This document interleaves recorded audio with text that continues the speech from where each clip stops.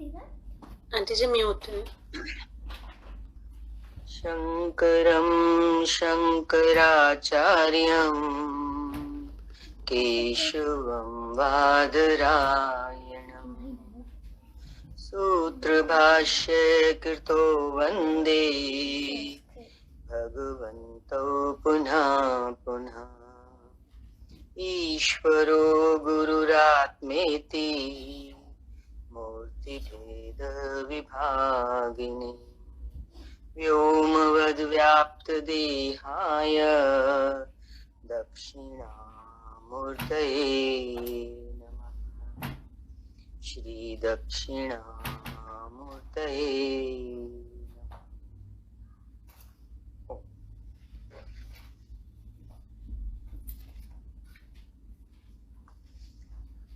विवेक चूड़ामणि दूसरे प्रकरण के 76वें श्लोक पर विचार चल रहा था,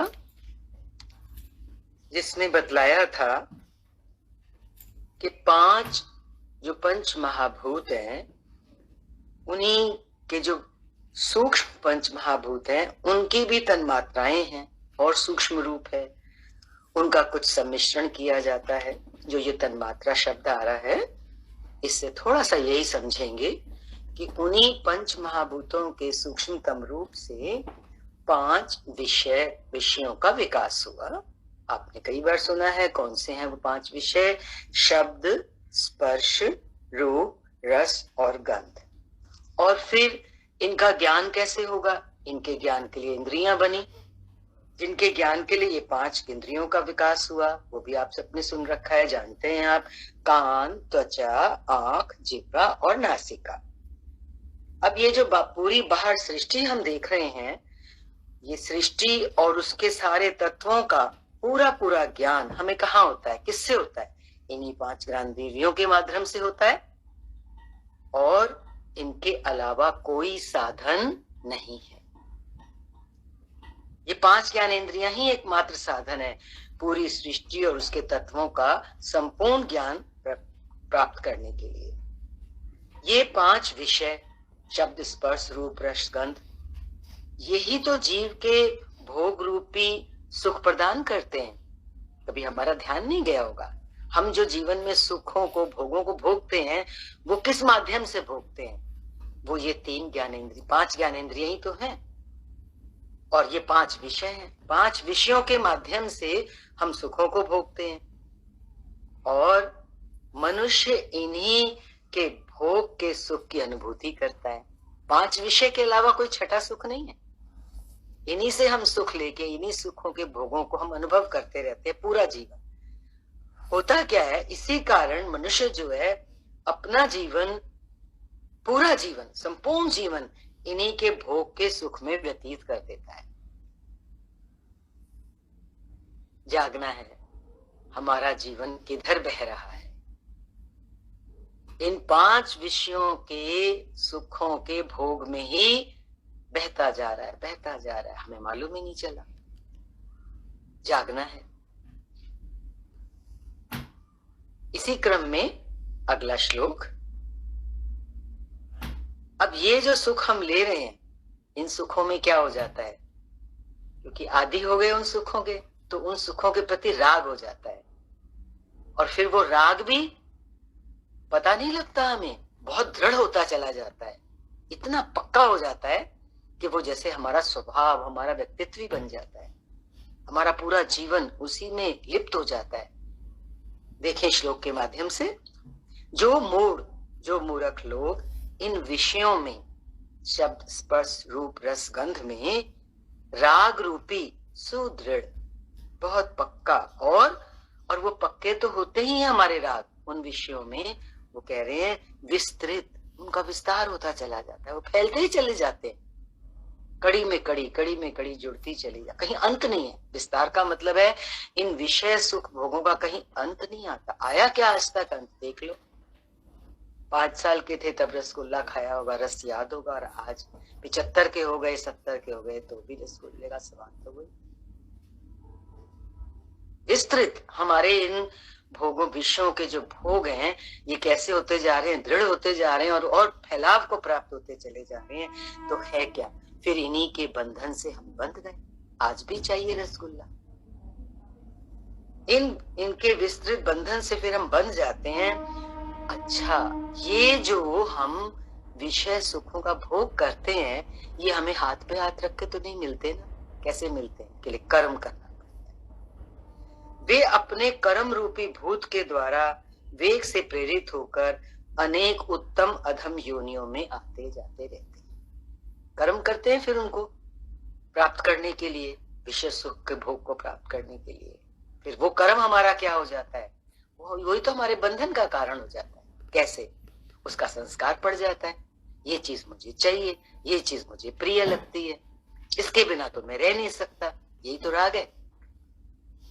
फिर जब जन्म जन्म के बाद हम जाते हैं योनियों में, किसी भी योनि में जाएं, तो फिर हम उन्हीं को पाने का प्रयास करते हैं। और फिर वो और विस्तृत, वो तो बढ़ते ही चले जाएंगे, घटेंगे थोड़ी। किसी चीज में जितना मीठा डालोगे तो मीठा तो बढ़ता ही जाएगा, उतना ही थोड़ी रहेगा, कम थोड़ी होगा। और फिर उसका परिणाम क्या होता है? अगर इन विषयों के प्रति हमारा राग दृढ़ और विस्तृत होता चला गया, तो वो कह रहे हैं ये कर्म का जो वेग है, ये जो जिस रफ्तार से हम कर्म में आज जुटे हुए हैं, लगे हुए हैं इन्हीं की तरफ, वो हमारे उत्तम और अधम योनियों का कारण बनेंगे। संस्कार ही तो लेके जाएंगे ना अगले शरीर में। कभी अच्छी योनि में, कभी गिरी हुई योनि में भी जाना पड़ेगा। जितना जितना ज्यादा हम इस दलदल में फंसाएंगे अपने आप को, तो हमारी योनि अधम भी हो सकती है। जरूरी नहीं है किसी अच्छी योनि में ही जाए। इसकी व्याख्या देखें। इस सूत्र में गूढ़ रहस्य छिपा है। ये सभी इंद्रियों के जो विषय हैं, शब्द, स्पर्श, रूप, रस, गंध, ये मनुष्य के भोग के लिए प्रकृति द्वारा बने हैं। अब याद हम सबको रहे, प्रकृति भी जड़ है, विषय भी जड़ है, इंद्रियां भी जड़ है। ये प्रकृति के द्वारा निर्मित हैं, जिनका भोग ये 5 ज्ञानेंद्रियां जाने अनजाने, प्रयत्न अप्रयत्न से कर ही रही, पता भी नहीं चलता। कभी कभी हम कोशिश के बिना भी, चीज सामने पड़ी है, कोई भोग सामने आया, हमने भोग लिया, कोई प्रयत्न भी नहीं करना पड़ा। जाने अनजाने भी कुछ भी पड़ा है, मुख में रख लिया, खा लिया, बड़ा अच्छा है। कोई भी आया, उसकी कोई बात सुन ली तो कान में वो निंदा स्तुति का रस चला गया, जाने अनजाने। हमने तो कोई प्रयत्न भी नहीं किया था। प्रयत्न अप्रयत्न हो रहा है।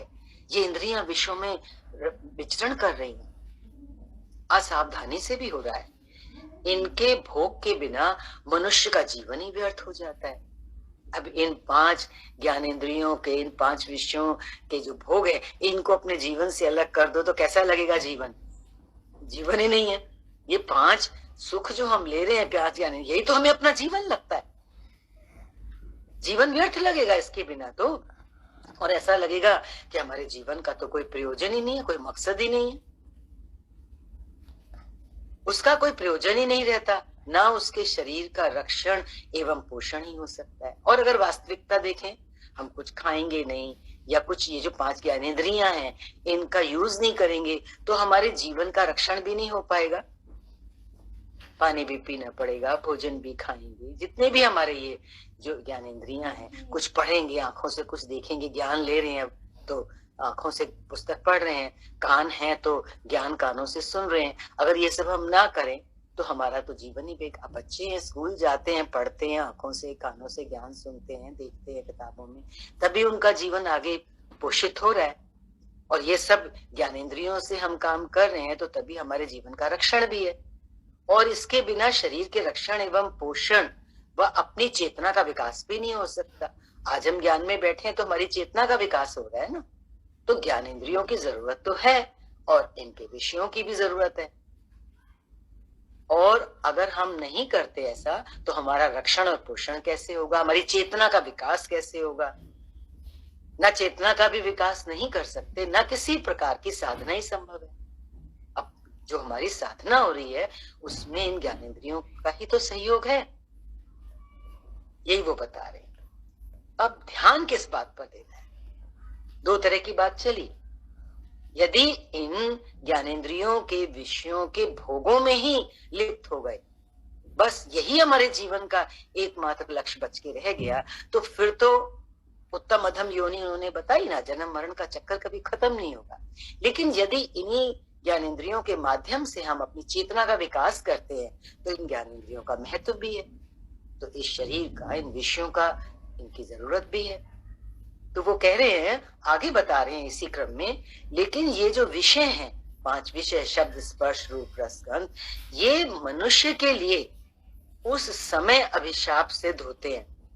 ये हमारे लिए हानिकारक कब हैं?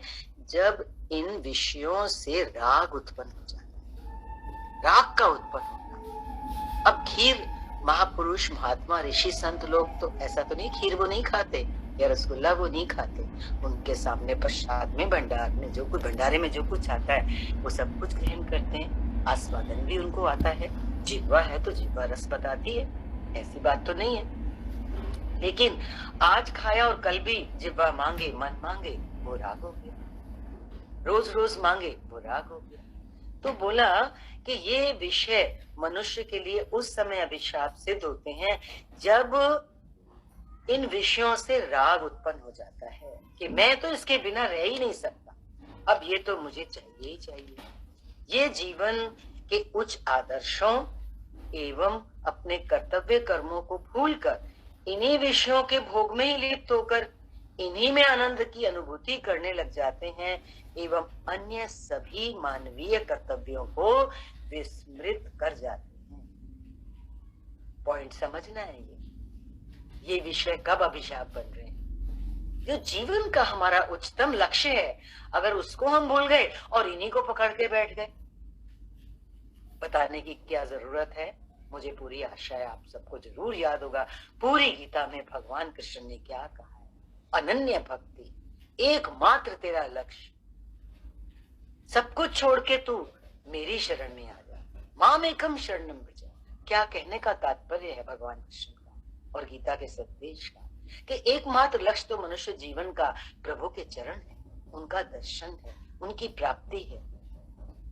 हमारे अपने हमारा आत्मसंधान ही हमारी भक्ति है, अपनी आत्मा की खोज करना, सेल्फ रियलाइजेशन, हम खुद कौन हैं, हम क्या हैं, हम क्यों आए हैं धरती पर, ये हमारा लक्ष्य है। खाना पीना ये तो बोला ना सिर्फ रक्षण पोषण के लिए है, ना कि उनमें राग पैदा करने के लिए, ना कि उनका रूप हो जाने के लिए कि वो हमारा अभिशाप ही बन जाए जीवन का ये विषय सुख भोग। ये रहस्य, ये पाठ हमारे लिए आज का जो है बहुत महत्व रखता है। अब जीवन में इसको आगे रख के ही हम बढ़ेंगे। कहना है, कहते हैं कि चलना तो इस धार पर ही है ना, पर सावधानी से चलेंगे। जैसे वो तमाशा दिखाने वाला पतली सी रस्सी पर चलता है ना, पर पूरी सावधानी से, पूरा संतुलन बना करके। ऐसे हमें भी इन भोगों में से तो गुजरना है, लेकिन कैसे? पूरी सावधानी के साथ, पूरा संतुलन बना करके, ताकि हम भटक ना जाएं, हम चूक ना जाएं अपने लक्ष्य से, कर्तव्य कर्म को ना भूल जाए। हमारा कौन सा है कर्तव्य कर्म? सभी अपने अपने मन में याद करें, एकमात्र कर्तव्य आत्मा का परमात्मा से मिलन करें। वे निरे मूढ़ ही कहे जाते हैं जो भोगों में ही लिप्त हैं, वे निरे मूढ़। मूर्ख से भी मूढ़ क्या आ रहा है शब्द? मूर्खों का भी मूर्ख, क्योंकि ये जीवन भोग प्रधान ही नहीं है बल्कि योग प्रधान। जीवन भोग प्रधान ही नहीं है, मतलब ऐसा नहीं कि भोगों को नहीं भोगेंगे, वो क्या करें, भोग प्रधान ही नहीं है बल्कि योग प्रधान भी है। तो दो चीजें हो गई ना, भोग और योग। भोगों में से गुजरते हुए हमारी दृष्टि किस पर है? हमारे लक्ष्य पर है। लक्ष्य क्या है हमारा? योग। गुजरना किस में से है? भोग। क्योंकि ये संसार ही तो गली है उस संसार के मालिक से मिलने का। इस भूल भुलैया में से तो हमें, इस भूल भुलैया को तो पार करना है ना, पर कैसे करेंगे? सावधानी के साथ कि हम भटके नहीं। अगर हम ऐसा नहीं कर पाते हैं तो शास्त्र क्या कह रहा है? हम मूढ़ ही, और हम तो भाग्यशाली हैं। कहां जन्म लिया? भारत भूमि में। भारत भूमि योग भूमि है। पाश्चात्य भूमि, पाश्चात्य देश भोग भूमि।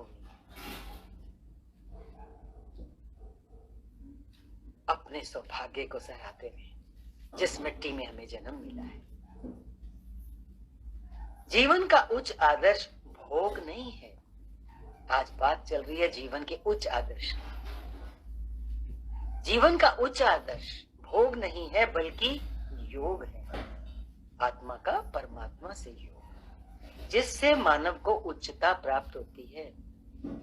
भोगवादी कभी उच्च जीवन प्राप्त नहीं कर सकता।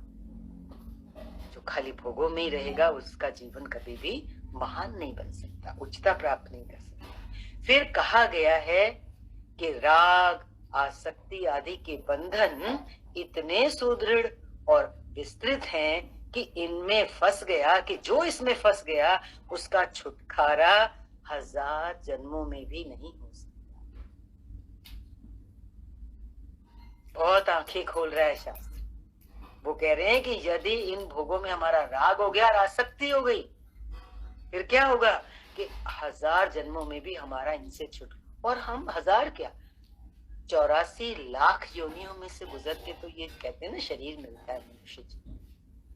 क्यों ऐसा क्यों बोला? क्योंकि फंस गए ना भोगों में, उनमें राग हो गया, उनमें आसक्ति हो गई, तो बस उसी भंवर में हम घूमते रहे।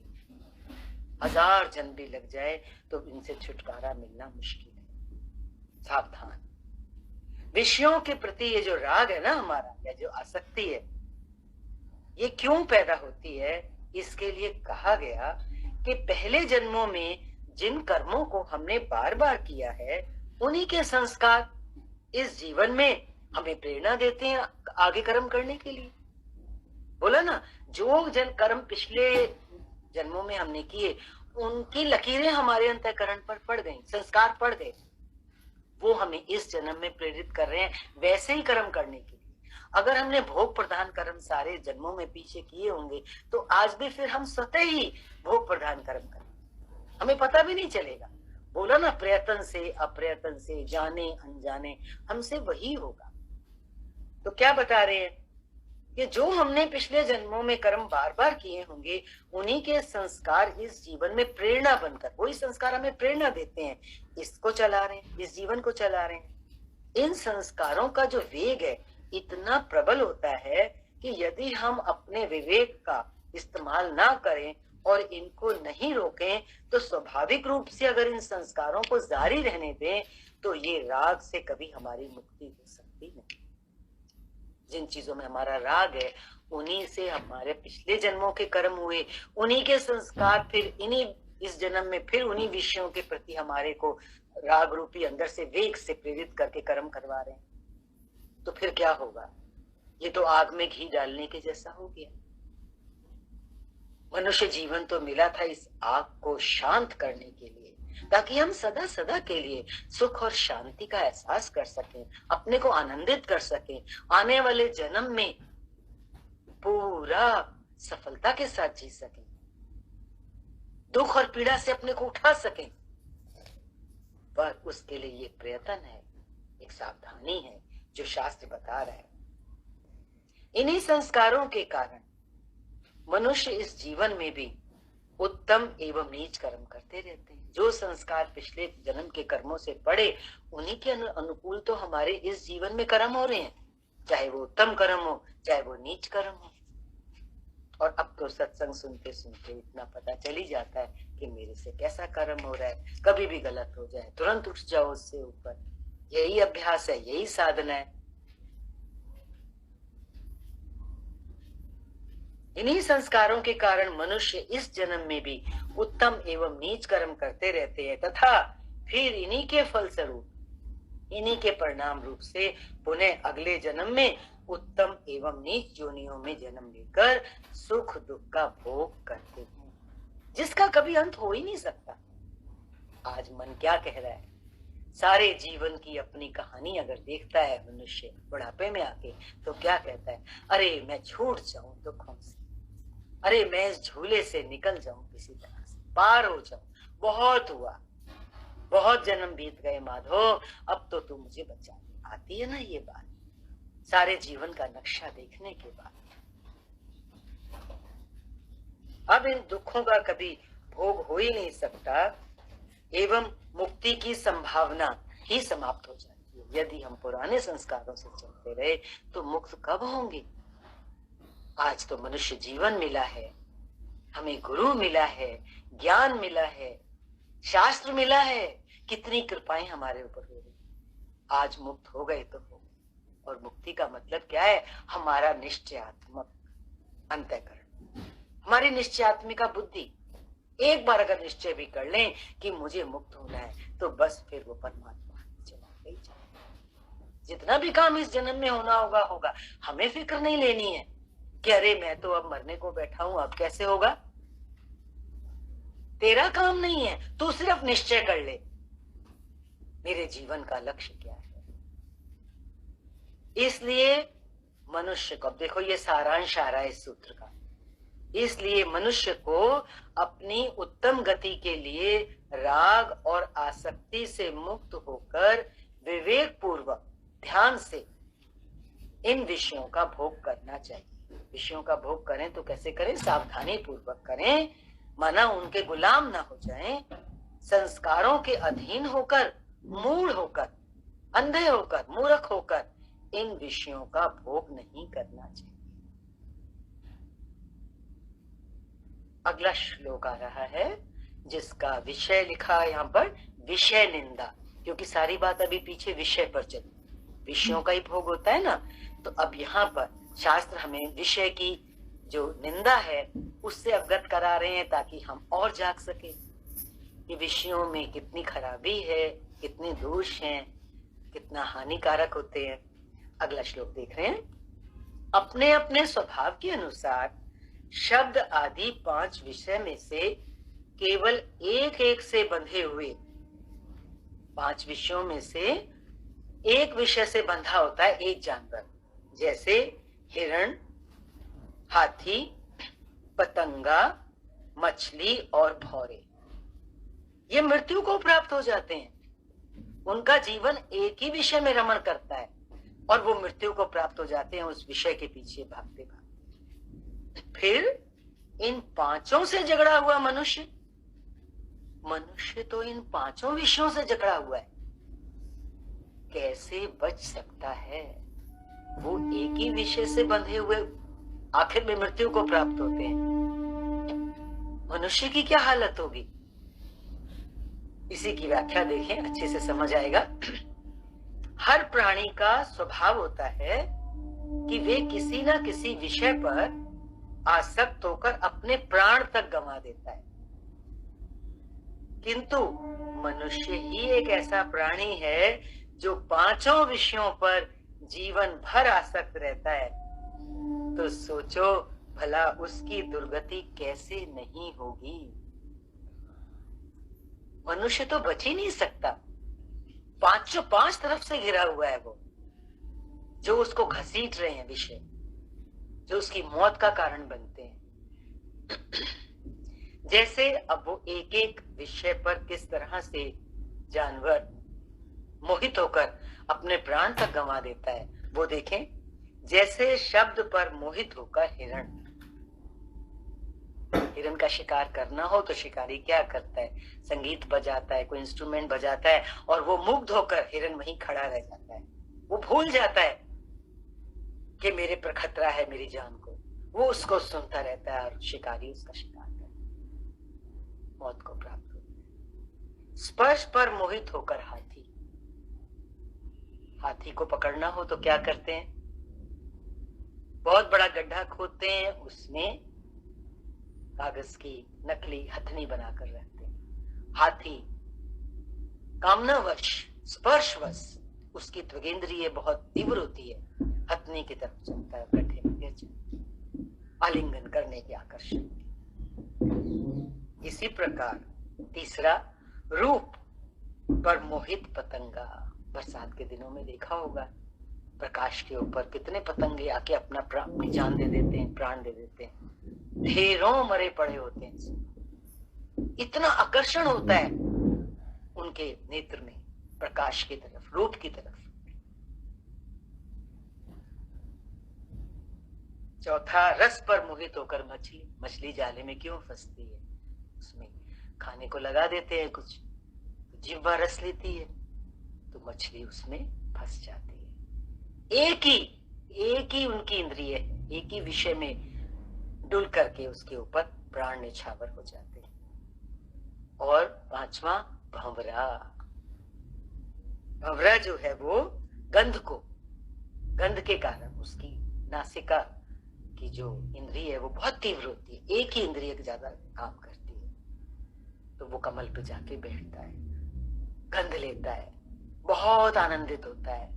शाम हो जाती है, सूरज ढलने को होता है, कहता है अभी थोड़ा और ले लो, अभी थोड़ा समय बाकी है सूरज की ढलने, ये कमल अभी थोड़ी बंद। लेकिन इतना मुग्ध हो जाता है कि उधर सूरज भी ढल जाता है, कमल की पंखुड़ियां बंद हो जाती हैं, भंवरा अंदर फंस जाता है, सोचता है कोई बात नहीं, सुबह सूर्य उदय होगा, पंखुड़ियां खुलेंगी, मैं उड़ जाऊंगा। रात को हाथी आता है, उसको कुचल देता है कमल को पकड़ के, और भंवरा वहीं मर जाता है। किंतु मनुष्य तो इन पांचों पर ही मोहित रहता है, फिर वह अपनी दुर्गति से किस प्रकार बच सकता है? ये विषय ही उसके विनाश का कारण बनते हैं। विषय विनाश, याद रहे ये दो शब्द, विषय ही विनाश का कारण बनते हैं। आज विनाश को मनुष्य प्राप्त होता है, दुर्गति को अगर प्राप्त होता है तो हम तो कहते हैं इस कारण से दुर्गति हुई, उस कारण से दुर्गति हुई, नहीं ध्यान जाता कि हमारे जो ये विषय भोग हैं ये ही हमारी दुर्गति के कारण, जिन पर आसक्त होकर मनुष्य इस जन्म में ही नहीं जन्मों जन्मों तक दुख भोगता रहता है। बताया ना, इस जन्म में जो कर्म करते हैं उसके संस्कार हमें प्रेरित करते हैं अगले जन्म में उन्हीं कर्मों को करने के लिए, उन्हीं विषय भोगों को भोगने के लिए। ये क्रम तो कभी टूटता नहीं है ना, ये हमारे जन्म जन्म तक दुखों का कारण बनते हैं। फिर भी इनके प्रति आसक्ति का त्याग नहीं करते, जानने के बावजूद भी हम सत्संग सुनते हैं, ज्ञान लेते हैं, समझते हैं, उसके बाद भी आप देखो ये मन कैसा है, मन अंधा, मन अंधे ने जन्म गंवाया। जन्म क्या, जन्म पे जन्म गंवाए।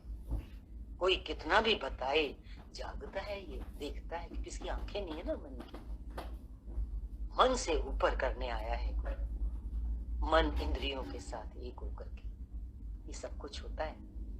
इंद्रियों को संयमित करना है, मन को संयमित करना है, और संयमित क्या करना है, इंद्रियों और मन को ज्ञान में लगाना है, गुरु चरणों में लगाना है, विवेक को जगाना है।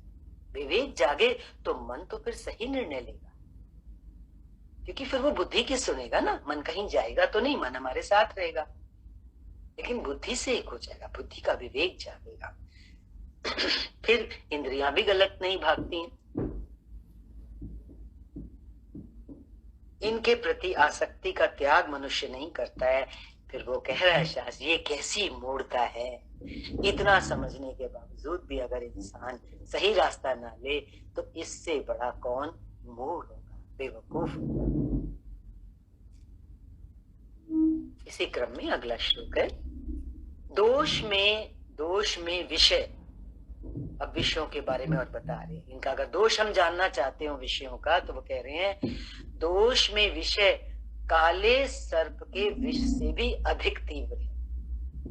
कहते ना काला सांप खाले डस ले तो मनुष्य बच नहीं सकता, लेकिन उसका विष जितना जहरीला है उससे भी ज्यादा, वो कह रहे हैं इन विषयों का जो विषय जो जहर है वो उससे भी ज्यादा तेज है, तीव्र है। क्योंकि विष तो खाने वाले को ही मारता है, किंतु विषय तो आंख से देखने वाले को भी नहीं छोड़ता।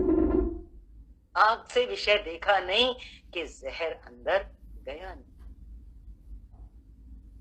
उसका यूज भी नहीं, उसको भोग भी नहीं किया, अभी सिर्फ देखा। व्याख्या देखिए, इसमें विषयों के विष को काले सर्प के विष से भी अधिक तीव्र बताया गया है, क्योंकि सर्प का विष तो खाने पर ही प्राण हरण करता है, किंतु विषय रूपी विष तो देखने मात्र से ही अपनी ओर आकर्षित करके उसे भोगों में प्रवृत्त करके नष्ट कर देता है। आंख से विषय देखा, अब क्या हुआ? मनुष्य कहता है मुझे इस चीज को पाना ही पाना है, क्योंकि आंख से वो अंदर चला गया। अब क्या हुआ? वो तो अंदर गया, अब उस भोग की प्राप्ति के लिए मनुष्य क्या करता है? कर्म करता है। और कर्म भी कैसे करता है? तीव्र, बहुत वेग होता है, भूत की तरह वो कर्म उसके पीछे लग जाता है। किसी के घर गए, बहुत बड़ा बहुत सुंदर घर देखा, अपना छोटा सा है, साधारण सा है, मन आंखों से वो विषय अंदर चला गया। अब अंदर में एक वेग आया, भूत की तरह वो मेरे पीछे लग गया कि मेरे पास भी ऐसा हो ऐसा हो। अब वो कर्म में प्रवृत्त करना, वो वासना, वो जो आंखों से अंदर चली गई, वो राग। तो देखो विषय किस तरह से काम करते हैं। अगला श्लोक है, जो विषयों की आशा रूप कठिन बंधन से छूटा हुआ है वही मोक्ष का भागी होता है। विषय क्या है? आशा में लगाते हैं ना, कुछ देखा, कुछ सुना, आशा मन में पैदा हुई, एक इच्छा पैदा हुई, तो फिर उस इच्छा के बंधन से हम बंध जाते हैं। जब तक फिर वो इच्छा पूरी नहीं होती तो हम कर्म रूपी वेग से दौड़ते रहते हैं। तो बंधन हो गया ना, वो विषय हमारे बंधन का कारण बन गया। और वो भी बंधन कैसा? बड़ा कठिन बंधन। हम चाहें तो भी देखो उस बंधन को खोल नहीं पाते, गुलाम हो जाते हैं उस चीज के। हम प्रैक्टिकल अपने जीवन में देखें, ये खाली सुनने सुनाने की खाली बात नहीं है। अनुभव करें, देखें, एनालाइज करें, विजुअलाइज करें कि जीवन कैसे चल रहा है। हर घटना को देखें, समझने की कोशिश करें। कह रहे हैं जो विषयों की आशा रूप कठिन बंधन से छूटा हुआ है वही मोक्ष का भागी। जो इन आशा रूपी कठिन बंधनों से बंधा हुआ है वो क्या है? वो बंधन में है, वो दुखी है। आप देख लो, भोगों की तरफ जो भाग रहे हैं, विषयों में भाग रहे हैं, संसार में लिप्त हैं, वो सुखी है क्या? जो सुख उनका दिखाई देता है वो बाहर बाहर का सुख है। अंदर उनके झांक के देखो, उनके जैसा दुखी कोई नहीं।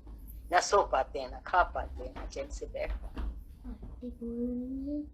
मोक्ष अगर हम चाहते हैं तो इस बंधन को काटना ही काटना, छूटना ही छूटना है। बस 3 शब्द बोलो, छूटना ही है, छूटना ही है, छूटना ही है, और कोई रास्ता नहीं है। चाहे 6 दर्शनों का ज्ञाता क्यों ना हो, कितने भी वेद पाठ दर्शन शास्त्र पढ़ लो, पर जब तक अंदर में संकल्प ना हो कि मुझे छूटना ही है तो मुक्ति हो सकती नहीं। कैसी मुक्ति? मुक्ति शब्द से मत घबराना। अरे दुखों और संकटों और परेशानियों से ऊपर होना ही तो मुक्ति है। मुक्ति ना चाहे तो एक बात बताओ, दुखों से परेशानियों से तो हर कोई ऊपर उठना चाहता है, छूटना चाहता है नहीं चाहता है। एक शांत जिंदगी तो हर कोई जीना चाहता है।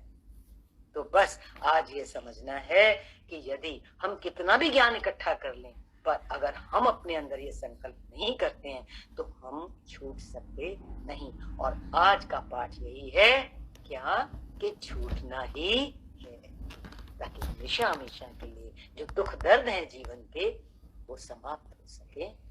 आज के लिए इतना ही। हरि ओम शांति। ओम पूर्णमदः पूर्णमिदं पूर्णात् पूर्णमुदच्यते पूर्णस्य पूर्णमादाय पूर्णमेवावशिष्यते। ओम शांति शांति शांति।